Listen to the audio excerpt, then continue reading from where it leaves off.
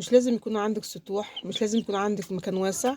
اهم حاجه تكون ايه اللي انت عايزه تربي. مساحه صغيره جدا، انت ربيتي فيها 15 كتكوت اهو بالشكل ده. فدلوقتي احنا عايزين ايه مثلا هننضفه، احنا نقعدوا مثلا كده وننضفه تنظيف عادي بسيط، ولحد ان شاء الله ما يكبروا هنقولك برضو هنوسع عليهم ازاي.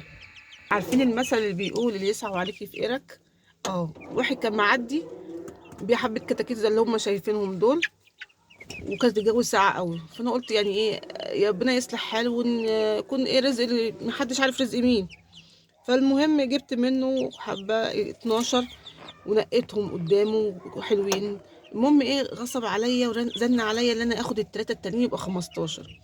التلاتة اللي هم دول اللي انا ما رضيتش اخدهم جوه بره اداهم لي، وانا ايه بعد ما دخلت بديله فلوس وقلت حايل عليا خديه خديه، فصعب عليا الصراحه. فانا خدتهم، فبصوا منظرهم عامل ازاي دلوقتي. اللي عينه مقفوله، اللي عينه مقفوله بص البيضه دي.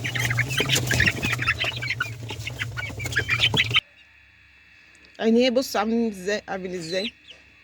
هو صعبان عليا والله، وجبت لهم قطره للعين. ده كان التلاته عاملين كده، غير ما هو عندهم برد بقى. وعايزه اوريكم حاجه من كتمه بقى، كان من كتمهم جامد. فدلوقتي بص ده عشان انضف لهم، في داخلين على كوكسيديا وعاملين حمام كوكسيديا. بس بص الارض برضو، يعني عشان عايزه تربي حاجه نظيفه لازم مكان نظيف، تاكلي كويس. مش شرط تتاكلي بيت، يعني مش عشان انا عندي فراخ انا اجيب اكل كتير واعمل اكل كتير وارمي. فبقول لكم يعني بصوا، شوفوا المنظر ده اهو. ده كده انا هنضف لهم. ليه بقى؟ عشان تاخدي حاجه طعم نضيف، حاجه نضيفه، وما يتعبوش منك كمان.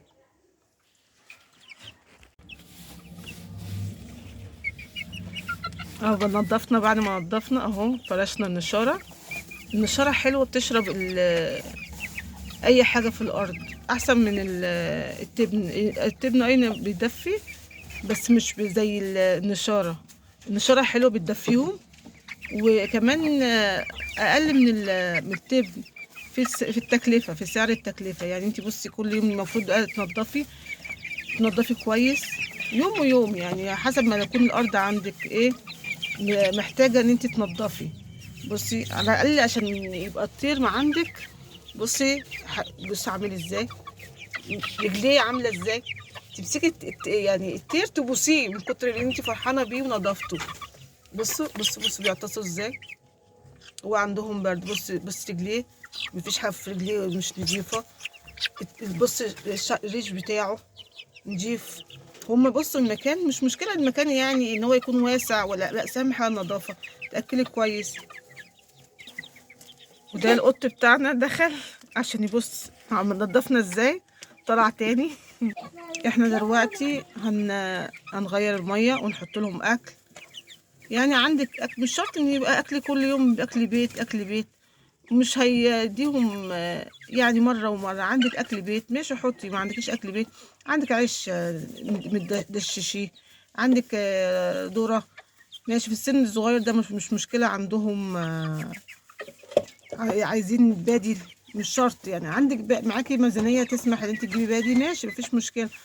لكن مش شرط بقى ان انت لازم عندي حبة تر انقله مش عارفة ايه، لا يا جماعة بأقل الإمكانيات ممكن تربي. مش شرط يكون عندك أكلة، مش شرط يكون عندك سقاية، مش شرط. اللي عايز يربي بيربي على أقل الإمكانيات. أنت هتجيبي مثلا حاجة، انت اللي بتوصل بتجيبي بفراخ من بره، بتجيبي مثلا كام فرخة بلدي تربيهم في مكان ضيق عادي أهو، بأقل الإمكانيات هتربي كتير.